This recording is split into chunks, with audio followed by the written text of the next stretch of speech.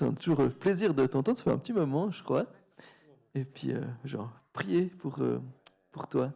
On se réjouit d'entendre déjà ce que le Seigneur va nous dire à travers ton message. Seigneur, merci pour oui, ta parole. Merci Seigneur parce que tu nous parles aussi ce matin. C'est pas simplement nous qui venons chanter des chants, Seigneur, mais tu veux nous parler aussi à travers du message que William a préparé. Seigneur, je te prie que tu rendes nos cœurs attentifs, que ta parole puisse... tu dis dans ta parole que ta parole ne revient pas à toi sans effet. Seigneur, que ta parole fasse son œuvre dans nos cœurs. Seigneur, on a besoin de toi. Et merci parce que par ton esprit, tu œuvres en nous. Tu ne nous laisses pas tels que l'on est, mais tu nous fais grandir, Seigneur, en toi. Et merci pour l'œuvre que tu fais ce matin. Parce que dans la vie de chacun de nous, Seigneur, tu veux agir. Et je te prie que ce que l'on entend ce matin puisse porter du fruit pour ta gloire. En ton nom, Jésus. Amen.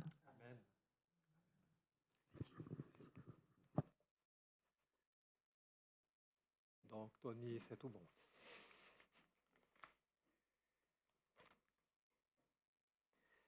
Et un grand bonjour à chacun. Bon, je sais que la plupart, de toute façon, vous me connaissez. Sachez que je suis parfaitement conscient que de pouvoir apporter la parole aujourd'hui est un privilège immérité, mais sachez que c'est un honneur et une joie, toujours, de pouvoir apporter cette parole. C'est tellement la grâce. Et puis, je reprends un petit peu David, ce n'est pas une prédication aujourd'hui. Moi, je suis incapable d'apporter une prédication. Moi, je peux qu'apporter une étude biblique.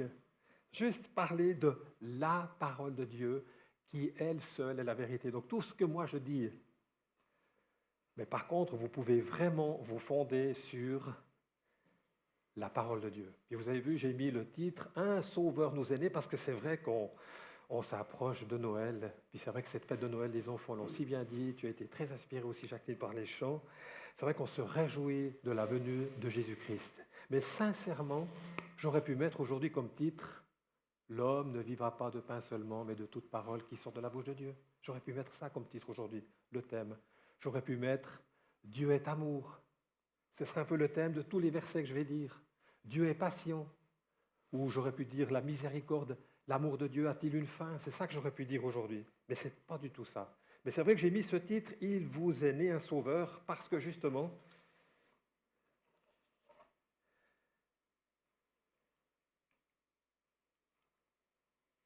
j'ai pris ce thème d'abord, cette bonne nouvelle. C'est vrai, vous savez que quand Jésus est né, durant la nuit où il est né, vous savez, il y avait des bergers qui s'occupaient de leurs brebis, leurs troupeaux. Ils veillaient la nuit et tout d'un coup, un ange est apparu au milieu de ces bergers en Israël. Et puis voici cette nouvelle qu'ils entendirent. Mais l'ange leur dit, n'ayez pas peur, car je vous annonce une bonne nouvelle qui sera une source de grande joie pour tout le peuple. Aujourd'hui, dans la ville de David, il vous est né un sauveur qui est le Messie, le Seigneur. Mais que vous sachiez, ce que j'avais à cœur de parler aujourd'hui, c'est un petit peu sujet au week-end d'église. Vous avez vu, on a distribué ce fameux livre de Dan Ortlund. Je suis doux et humble de cœur. C'est vraiment ça qui a été le sujet. Mais c'est vrai que quand on lit bien ce qui est écrit, je vous annonce une bonne nouvelle qui sera une source de grande joie, une grande joie pour tout le peuple. Aujourd'hui, dans la ville de David, il vous est né un sauveur qui est le Messie, le Seigneur. Quelle belle nouvelle. Mais pour qui un sauveur? Pourquoi un sauveur? Pour qui un sauveur? Et puis on voit d'abord, si on lit les Écritures, la Bible, on voit que premièrement, cette bonne nouvelle a été annoncée au peuple d'Israël. C'est eux qui attendaient le Messie depuis longtemps. C'est quand même bien de se souvenir que Israël, c'est ceux qui ont reçu toutes les promesses de Dieu, c'est eux qui ont reçu la loi, c'est eux qui ont ensuite, Dieu en a fait une nation Puis vous savez que cette nation a vécu la fleur, la flambée du temps du roi David. Et puis ensuite du roi Salomon. Mais c'est vrai que David avait cette grâce de Dieu qu'il avait un cœur qui plaisait à Dieu. Donc tout le peuple d'Israël a été béni au travers du roi David. Ils ont connu la gloire, ils vainquaient tous leurs ennemis. Ils étaient tellement puissants que des peuples étrangers leur étaient assujettis. Puis ensuite, on le sait, son fils Salomon a régné après lui. Là, c'était la grandeur, la paix d'Israël qui a vécu quelque chose de magnifique là aussi. Ils ont vécu cette paix tant que le cœur de Salomon était attaché à sa parole. Puis après, vous savez ce qui s'est passé. Ils ont vraiment connu, vous savez, ce peuple s'est déchiré. Enfin, après, voilà. Pourquoi?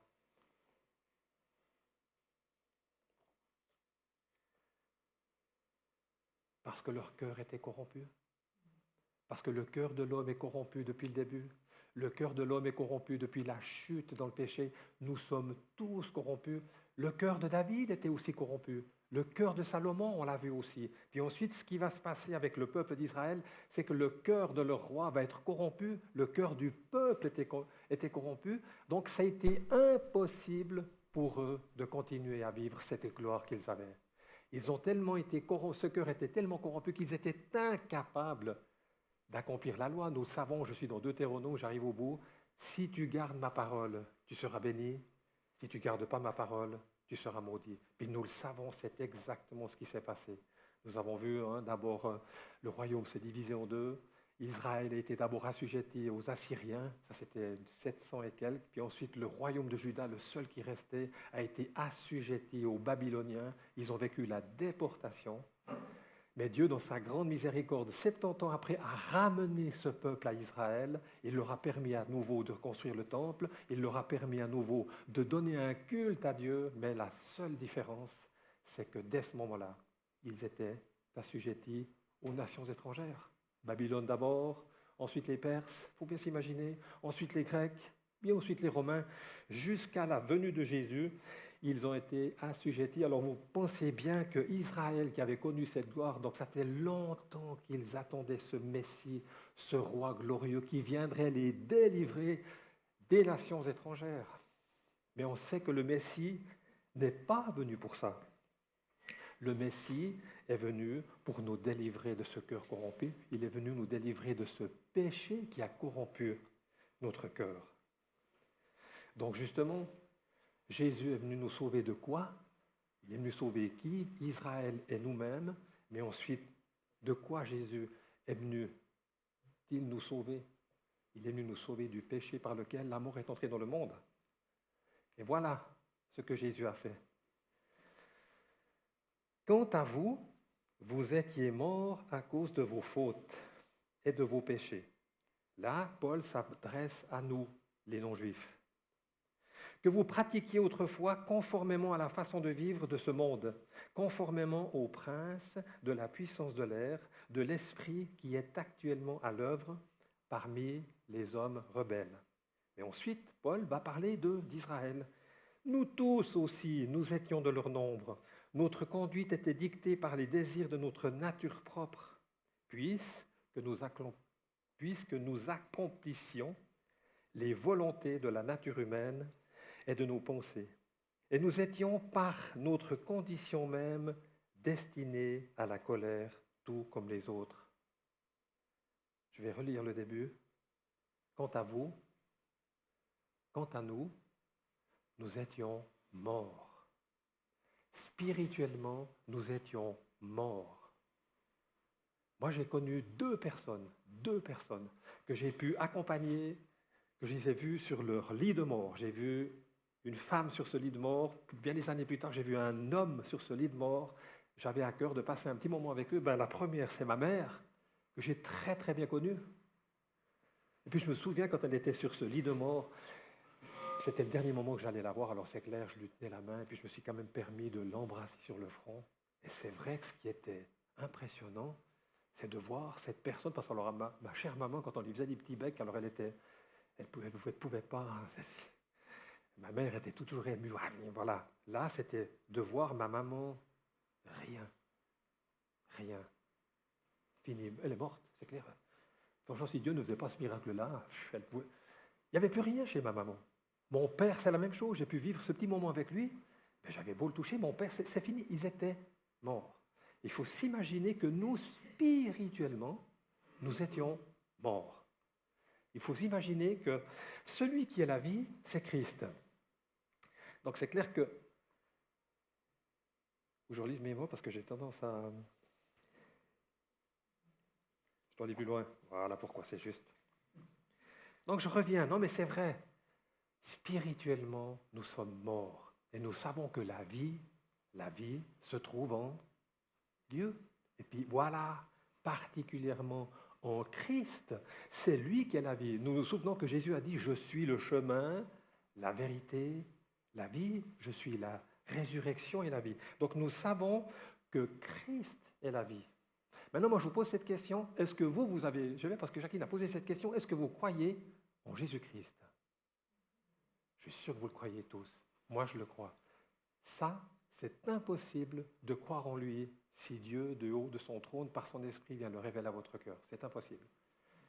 Il faut vous imaginer maintenant si vous allez crier sur les toits, Jésus est vivant, si Jésus ne touche pas le cœur de chaque personne qui entendront cette parole, si Jésus n'intervient pas, il est impossible. Moi, je crois à ce genre de choses. Je crois que spirituellement, nous étions morts.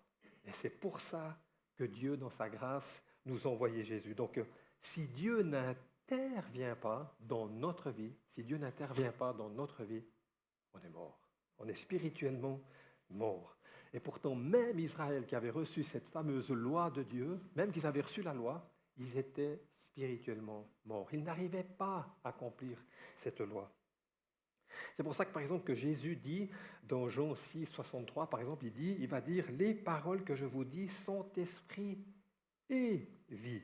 Puis il dira plus loin dans Jean 6, 65, « Voilà pourquoi je vous dis que personne ne peut venir à moi, à moins que cela ne lui soit donné par mon Père. » C'est impossible de connaître Christ si Dieu le Père, du haut de son trône, ne se révèle à vous par sa parole et par son esprit. Donc justement, nous voyons que on comprend mieux, il vous est né un sauveur. Il vous est né un sauveur, parce que pour être sauvé de la mort, il nous faut quelqu'un qui nous sauve, qui nous arrache de là. Donc ce n'est pas possible. Alors justement, qu'est-ce qui a motivé Dieu à nous envoyer un sauveur? Puis particulièrement son Fils, parce que c'est lui qui a la vie. On le sait tous. Tu l'as mentionné, David. Qu'est-ce qui a motivé Dieu à nous envoyer ce qu'il avait de plus cher, à nous envoyer la vie, alors que nous étions tous, par définition, rebelles à lui. Mais nous le savons, c'est Jean 3, 16. On connaît ce verset, on le connaît tous par cœur, mais on ne réalise pas, qu'on ne le lit pas assez. Je ne veux pas dire qu'on n'en parle pas assez, mais qu'on ne lit pas assez. Voilà ce qui a motivé Dieu à nous envoyer un sauveur, qui est une bonne nouvelle, qui est une source de grande joie. En effet, Dieu a tant aimé le monde qu'il a donné son Fils unique afin que quiconque croit en lui ne périsse pas, mais ait la vie éternelle. C'est chaud, heureusement que Dieu dit ça. Dieu, en effet, n'a pas envoyé son Fils dans le monde pour juger le monde, pardon, j'ai mieux le lire parce qu'il y a d'autres versions, mais pour que le monde soit sauvé. Pour que le monde soit sauvé. Il nous a tellement aimés qu'il nous a donné son Fils afin qu'on soit sauvé. Et c'est vraiment quelque chose qui est très important. Puis on comprend, parce qu'on comprend mieux cette parole dans 1 Jean 4, le verset 7. Je pense que la petite partie du verset, c'est écrit « Car Dieu est amour ». C'est difficile des fois d'accepter cela parce que nous, à cause de notre cœur, nous ne sommes pas amour. Pourtant, je vous assure, j'aime ma femme, j'aime mes enfants, j'aime mon beau-fils, j'aime mes petits-enfants, j'aime leur donner de bonnes choses. Mais qu'est-ce que Jésus va dire? Mauvais comme vous l'êtes, vous savez donner de bonnes choses. Donc nous, par définition, je vous assure, c'est difficile d'accepter ça. Moi, ça n'a pas été difficile pour moi d'accepter ça. J'ai vu à quel point j'étais corrompu par le péché. Mais mauvais comme on sait donner de bonnes choses. Il y a juste Dieu qui est vraiment amour. Puis j'aimerais juste qu'on relise Vous savez, quand Moïse était dans le désert, c'est lui qui portait ce peuple, hein, puis c'est aussi ça se trouve dans Exode. Il portait ce peuple, puis un jour, vous savez que Moïse, mais je vais vous le lire, je l'ai mis, je crois. Moïse va dire à Dieu, fais-moi donc voir ta gloire, s'il te plaît, Seigneur, fais-moi voir ta gloire. L'Éternel lui répondit, je ferai passer devant toi toute ma bonté et je proclamerai devant toi le nom de l'Éternel. Je fais grâce à qui je veux faire grâce et j'ai compassion de qui je veux avoir compassion. Il ajouta, tu ne pourras pas voir mon visage parce que si tu me vois, tu mourras. L'homme ne peut me voir et vivre. On voit que Moïse aspirait à voir ce Dieu qui se mettait soi-disant en colère. C'est pour ça que je pense que Moïse j'aimerais tellement voir, mais en même temps, on a vu que plusieurs fois Dieu fit miséricorde. Et puis voilà ce que Dieu fit, la définition de Dieu. L'Éternel passa devant lui et s'écria, l'Éternel est un Dieu de grâce et de compassion, lent à la colère, riche en bonté et en vérité. Il garde son amour jusqu'à 1000 générations. Il pardonne la faute, la révolte et le péché, mais il ne traite pas le coupable en innocent. Et il punit la faute des pères sur les enfants et les petits-enfants, jusqu'à la 3e et la 4e génération. Il garde son amour jusqu'à 1000 générations. Qui sont au bénéfice de cette bénédiction de 1000 générations? Vu qu'il dit avant, l'Éternel est un Dieu de grâce et de compassion, lent à la colère, riche en bonté, il garde son amour, il pardonne la faute, la révolte et le péché. Ben vous qui avez cru en Jésus-Christ, vous êtes sous cette bénédiction-là. Parce que cette justice qui est recherchée par Dieu, nous le savons, c'est Jésus qui l'accomplit. Il ne traite pas le coupable, effectivement. Celui qui ne confesse pas son péché, qui ne reconnaît pas sa faute devant Dieu, alors lui, c'est clair qu'il est coupable devant Dieu. Dieu ne pourra pas lui dire non, c'est pas grave, Amen, non, ce que tu fais là, c'est pas. Non, là, c'est vrai, Dieu est juste. Il ne traite pas le coupable en innocent. Donc, on voit là que Jésus se présente déjà par ses attributs. On arrive à voir que Jésus, par nature, c'est un Dieu plein de compassion. C'est un Dieu qui est lent à la colère, qu'il est riche en bonté. C'est sa nature à lui. On sait qu'il est comme ça. Il faut vraiment croire cette parole. C'est pour ça que je vous dis, seul l'Esprit de Dieu peut nous convaincre que Dieu est un Dieu d'amour, que Dieu est un Dieu de grâce, que Dieu est un Dieu riche en bonté. Donc on voit à quel point Dieu éprouvait de l'amour pour son peuple. Puis vous savez, Israël, juste avant qu'il se passe, ça c'est un peu plus loin, mais on a vu que continuellement le peuple n'arrêtait pas de râler, qu'il ne croyait pas aux promesses de Dieu, mais on était mieux avant, mais qu'est-ce que tu viens nous mettre dans ce désert? Et puis Dieu va les supporter. Pourtant Dieu leur avait fait la promesse, mais je vous donnerai un pays. Mais voilà. Quand on voit la compassion que Dieu a pour Israël, qui eux pourtant n'avaient pas connu ce que nous avons connu nous, la nouvelle naissance, la nouvelle de Christ, l'Esprit Saint qui vit en nous. Puis c'est là où j'aimerais un peu vous titiller un tout petit peu. Mais dans le bon sens du terme. J'ai pris ce thème, je sais, des fois on me dit « Ouais, William, t'arrêtes pas de parler de la bonté de Dieu, Dieu est bon, Dieu est ci, mais c'est la vérité. » Je suis vraiment désolé, c'est la vérité. Puis aujourd'hui, on approche de Noël, donc Noël, on aime bien entendre des bonnes histoires. On ne veut pas entendre quelque chose qui nous énerve. Puis c'est là où il y a ce livre de Dan Ortlund, 1000 excuses, qui m'a interpellé, qui m'a touché.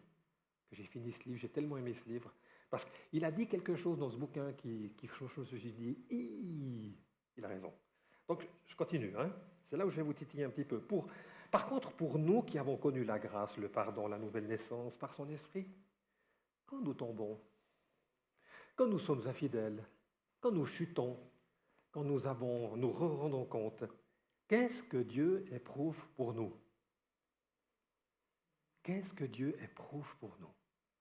Comment est-ce que Dieu il nous voit quand il voit Viam qui prêche devant vous, voilà, qui se permet de causer? Comment est-ce que Dieu me voit, Viam? Oui, mais Viam, qu'as-tu fait? Oui, Seigneur, je suis vraiment... Voilà, hein, on est tous, nous branchons tous d'une manière ou d'une autre, c'est écrit dans Jacques. Si vous dites que vous êtes sans péché, vous faites de Dieu menteur, nous savons tous que nous branchons d'une manière ou d'une autre. Dis-moi, excuse.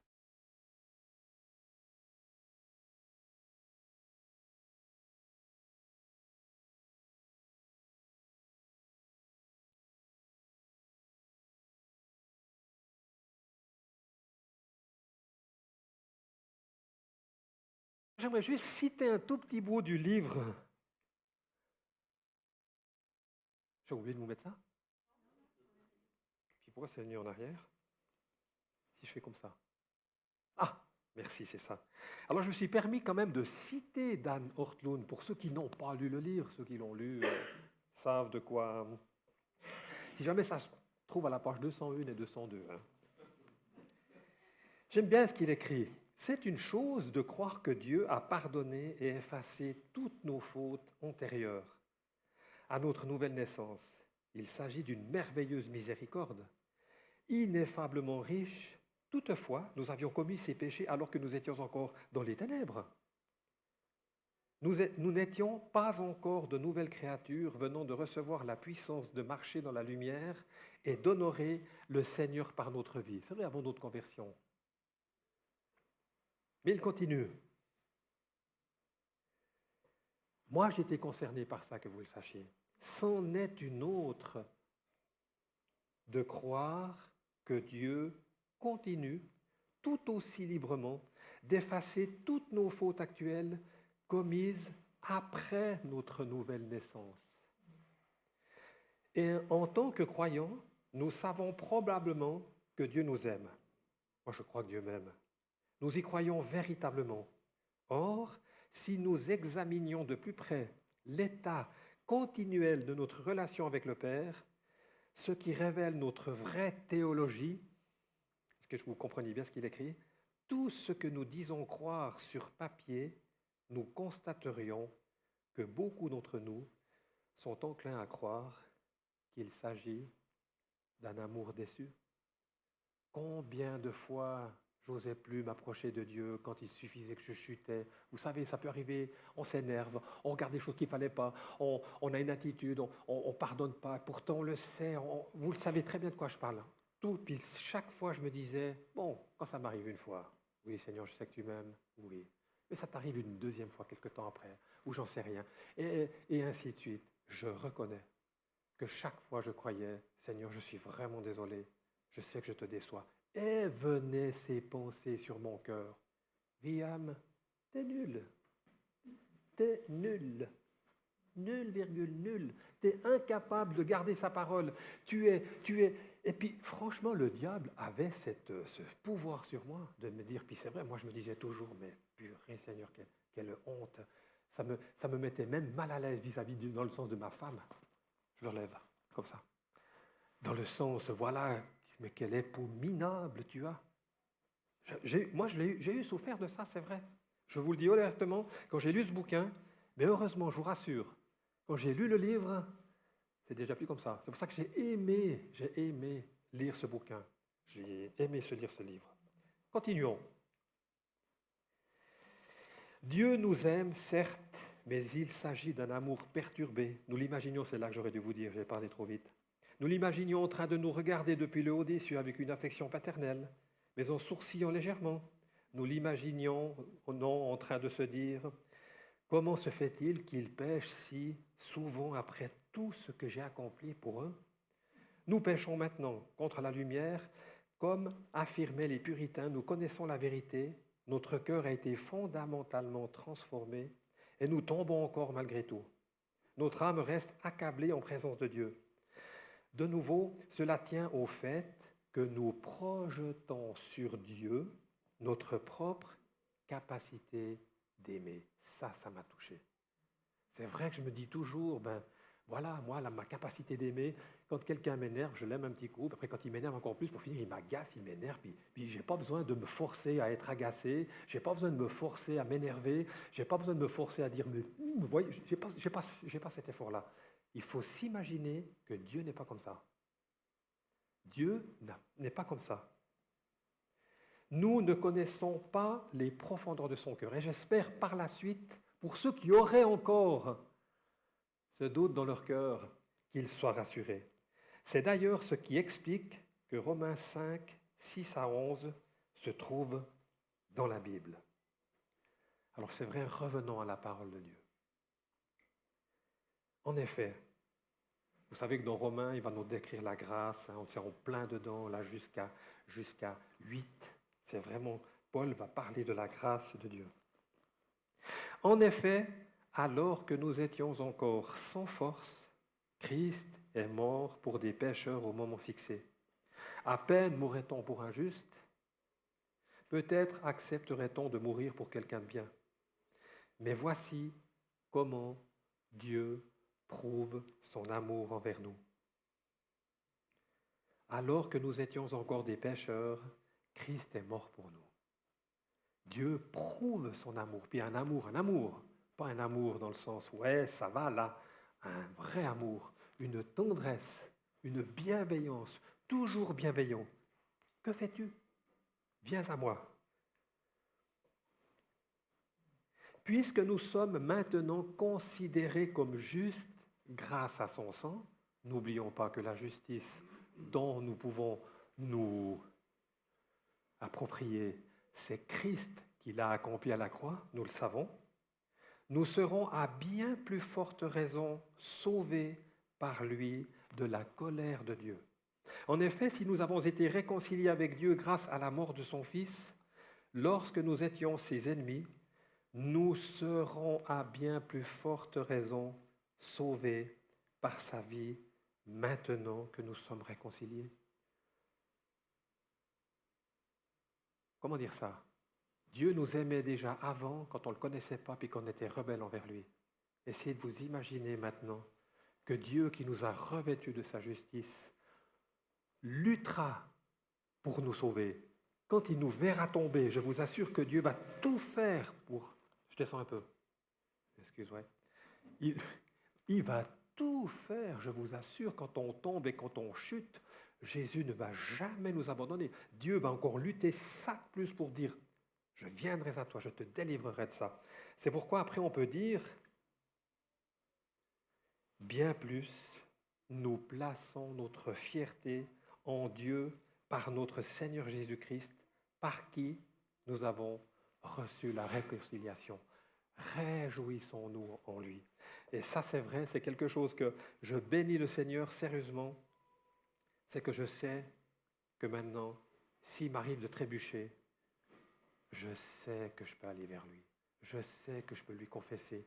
Je sais que Dieu me tend des mains bienveillantes, qu'il a un regard doux et humble sur moi. Moi, je le sais maintenant. J'en suis convaincu. Et c'est vrai, nous le savons, quand nous avons connu la vie et la grâce de Dieu, vous êtes d'accord? On commence à ressentir ce que Dieu ressent pour le péché, franchement. Est-ce qu'on trouve encore du plaisir à vivre dans le péché? Moi, je vous assure que non. C'est pour ça que souvent aussi, il m'arrive encore de trébucher. C'est ça, en plus, qui aggrave des fois notre sentiment de culpabilité, parce qu'on sait qu'on a fait quelque chose qui est abominable, par exemple. Un mensonge, Vous voyez ce que je veux dire? Je n'ai pas besoin d'aller plus loin, on le sait.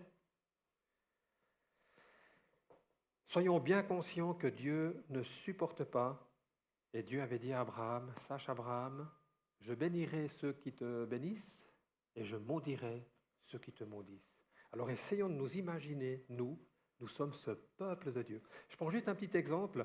Dans Nombre 22 et 23, les Israélites arrivaient gentiment pour vaincre des pays, puis il y avait ce fameux royaume des Ammonites et Moab.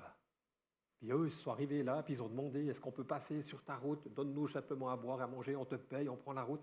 Et puis, je peux peut-être vous le lire, ça se trouve dans Deutéronome 23, le verset 4. L'Ammonite et le Moabite n'entreront pas dans l'assemblée de l'Éternel, même à la 10e génération, et ce pour toujours parce qu'ils ne sont pas venus à votre rencontre avec du pain et de l'eau sur le chemin de votre sortie d'Égypte. Et parce qu'ils ont soudoyé à tes dépens Balaam, fils de Beor, voilà, en Mésopotamie, pour qu'il te maudisse.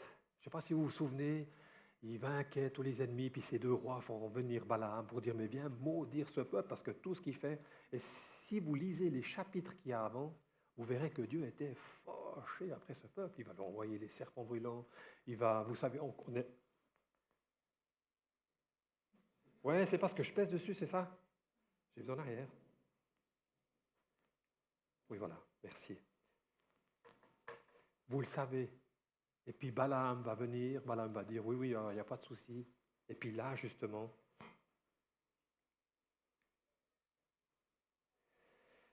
Deutéronome 23, le verset 6, « Mais l'Éternel, ton Dieu, n'a pas voulu écouter Balaam, et il a changé pour toi la malédiction en bénédiction parce qu'il t'aime. » Vous pouvez regarder ces versions 1, 21. Parce qu'il nous aime, notre vie, nos bénédictions ne dépendent uniquement de l'amour de Dieu. Alors imaginez que Dieu, comme il a béni ce peuple d'Israël qui était rebelle, et Dieu manifeste sa bonté envers lui. Dieu l'a vraiment béni. Et puis nous, maintenant, ici, imaginez qu'on est ses enfants, ses filles, ses fils. Vous voyez à quelle forte raison Dieu peut nous aimer. Je vais lire aussi avec vous le psaume 130. Alors, on l'attribue à David, chef des montées. Essayez de vous imaginer. Je peux comprendre ce psaume parce que c'était un homme qui croyait en Dieu. C'est un homme qui mettait sa confiance en Dieu. C'est ça, c'est quelqu'un comme nous, qu'on connaît l'amour de Dieu. Du fond du gouffre, je fais appel à toi, Éternel. Si tu tenais compte de nos fautes, Éternel Seigneur, qui pourrait subsister? Je ne subsisterai pas. Mais le pardon se trouve auprès de toi, afin qu'on te craigne. J'espère en l'Éternel de toute mon âme et je m'attends à sa promesse. Je compte sur le Seigneur plus que les gardes n'attendent le matin. Oui, plus que les gardes n'attendent le matin. Quand j'ai lu ça, ça m'a fait penser quand j'étais à l'armée. Puis quand on a posé la garde. Alors moi j'ai eu l'honneur de faire à Savatan, c'était super, j'ai fait en hiver, il faisait chaud. On se les plaît, puis quand on devait être ces 2 heures, je me souviens toujours planqué devant notre entrée là. Pourtant c'était que 2 heures. Mais c'était long, et j'attendais plus que la relève. Franchement, je me rappelle, ces 2 heures, c'était interminable. Je compte sur le Seigneur plus que les gardes n'attendent le matin. Oui, Israël, mets ton espoir en l'Éternel, car c'est auprès de l'Éternel que se trouve la bonté. C'est auprès de lui que se trouve une généreuse libération. C'est lui qui rachètera Israël de toutes ses fautes. Que nous puissions avoir cette même attitude envers Dieu. Attendons-nous à lui, vraiment à lui. C'est ce que Dieu veut, c'est ça. Par quoi on est sauvé? Par la grâce, par le moyen de la foi.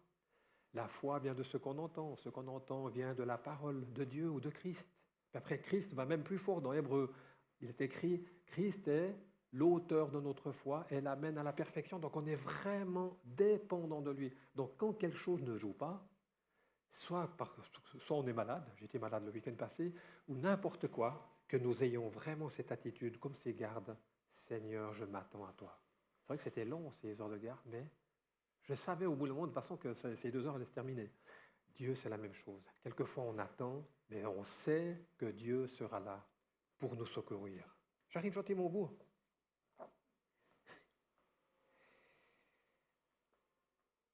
Voici encore, vous savez qu'Ésaïe, le prophète Ésaïe, est le prophète messianique par excellence. On connaît Ésaïe 53, où il parle du Messie qui est blessé, le châtiment qui nous donne la paix est tombé sur nous. On connaît beaucoup de choses dans Ésaïe 9, quand il parle, voilà, un sauveur nous est né, voilà ce que je veux dire. Alors, essayez de vous imaginer qu'en Ésaïe 46, voici ce que Dieu dit à Israël. Nous.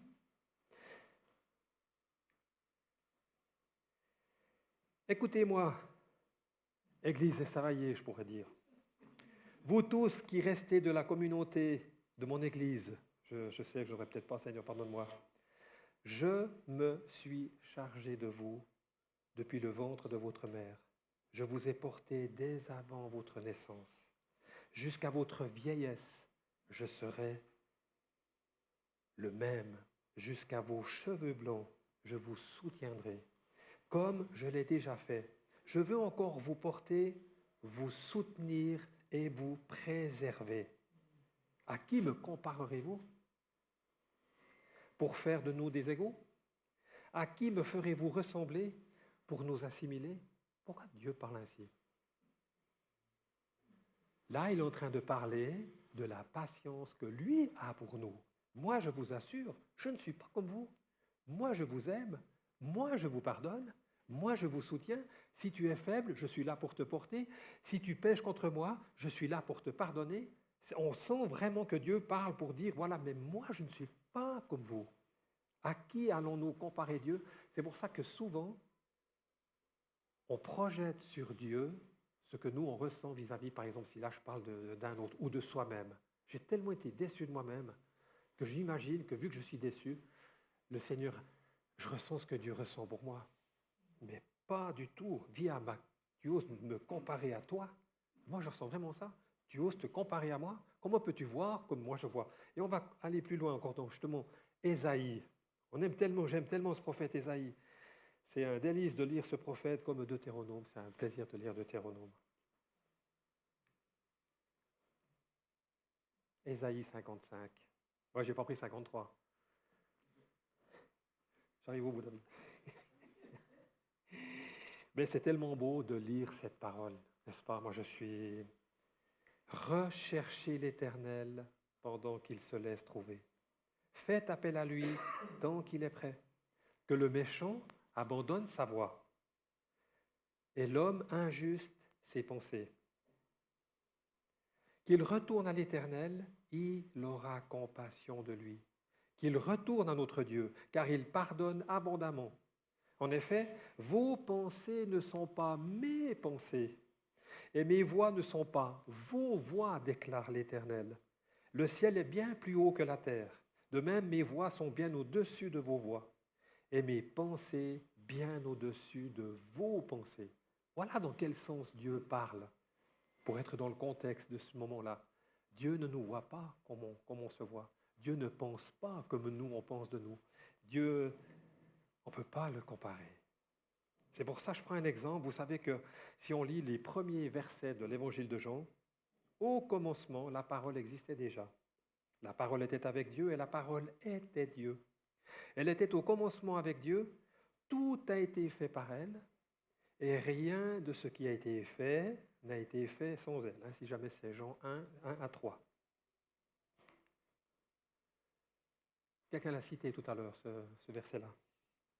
La pluie et la neige descendent du ciel et n'y retournent pas sans avoir arrosé la terre, sans l'avoir fécondée et avoir fait germer ses plantes, sans avoir fourni de la semence au semeur et du pain à celui qui mange. Il en va de même pour ma parole, celle qui sort de ma bouche. Elle ne revient pas à moi sans effet, sans avoir fait ce que je désire et rempli la mission que je lui ai confiée. Et puis si je continue à lire Jean 1, le verset 4, en elle, il y avait la vie, et cette vie était la lumière des êtres humains. C'est Christ qui est prêché là. Et on voit que Dieu, dans sa folie, a décidé de nous, par amour pour nous, de nous sauver, non pas par notre capacité à... C'est lui qui s'occupe de tout. J'envoie mon fils portera la peine de ces gens qui sont incapables de m'obéir, il portera le châtiment qui nous donne la paix, tombe sur lui, mais nous le savons ces choses-là. Ensuite, il ressuscitera en montant au ciel, Dieu enverra son esprit dans notre cœur pour dire, voilà, vous êtes mes enfants, vous êtes revêtus de ma justice, vous êtes sauvés parce que je vous aime. C'est par amour pour nous que Dieu a fait tout ça. Alors pour conclure,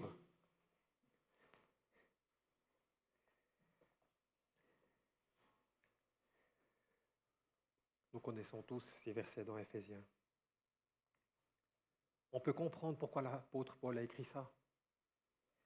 Béni soit le Dieu et Père de notre Seigneur Jésus-Christ, qui nous a bénis de toute bénédiction spirituelle dans les lieux célestes en Christ. En lui, Dieu nous a choisis avant la création du monde pour que nous soyons saints et sans défaut devant lui. Dans son amour, il nous a prédestinés à être ses enfants adoptifs par Jésus-Christ, ce qu'il a voulu dans sa bienveillance pour que nous célébrions la gloire de sa grâce, dont il nous a comblés dans le bien-aimé. Je vais prier, si vous le voulez bien. Père, on veut vraiment te remercier et te louer, parce que c'est toi qui es intervenu. C'est toi qui, du haut du ciel, est venu nous rejoindre. C'est toi qui es descendu toi-même en Christ. Christ fait homme. Tu es venu au milieu de nous. Tu es venu manifester ton amour, la gloire de ta grâce, comme nous venons de le lire. C'est toi qui es venu jusqu'à nous.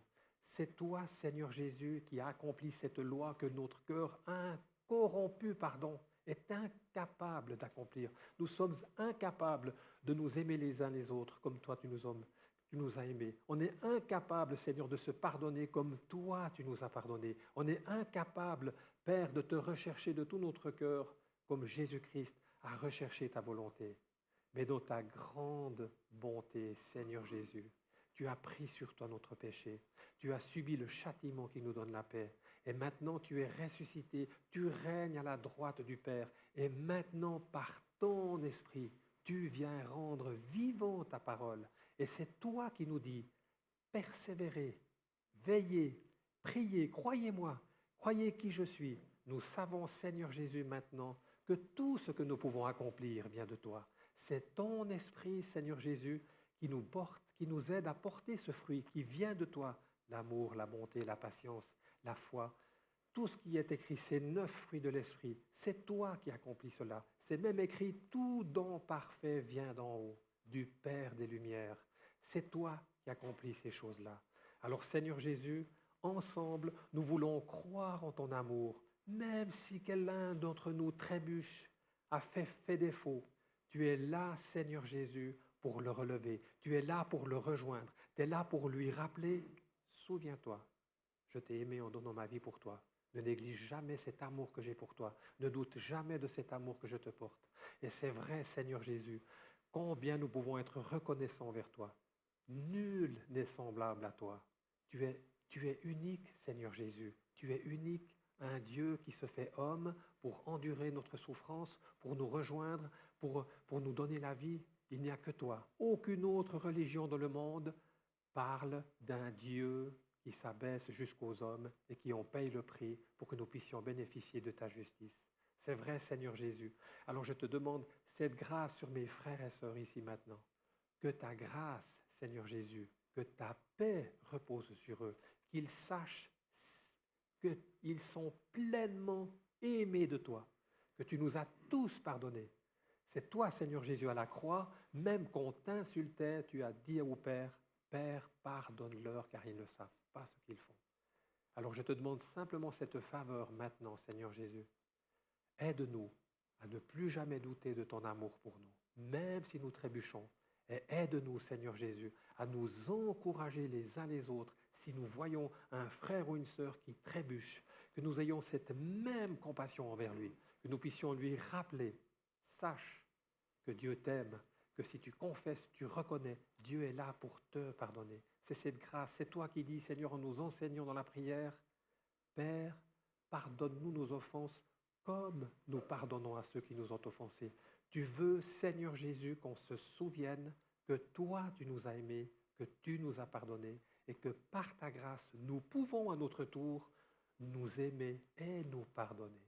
Alors merci de faire cette œuvre en nous. C'est ça qui démarque ce qui vient de Dieu et ce qui vient du monde. Ce qui vient de Dieu est capable de s'aimer, même quand on trébuche. Ce qui est du monde, c'est la discorde, c'est la haine et c'est la mort. Tandis qu'en toi, Seigneur Jésus, nous vivons cette réconciliation. Nous vivons cette grâce de pouvoir nous aimer, de pouvoir nous encourager, de pouvoir nous accueillir, de pouvoir nous pardonner les uns les autres. Et ça, Seigneur Jésus, c'est toi. C'est là que le monde voit que ce que nous proclamons vient de toi. Aide-nous à proclamer, Seigneur Jésus, que tout ce qui est parfait vient de toi. Alors, à toi l'honneur, la louange, la puissance et la gloire, Seigneur Jésus. Amen. Soyez richement bénis, mes frangins. J'espère pas fait trop long.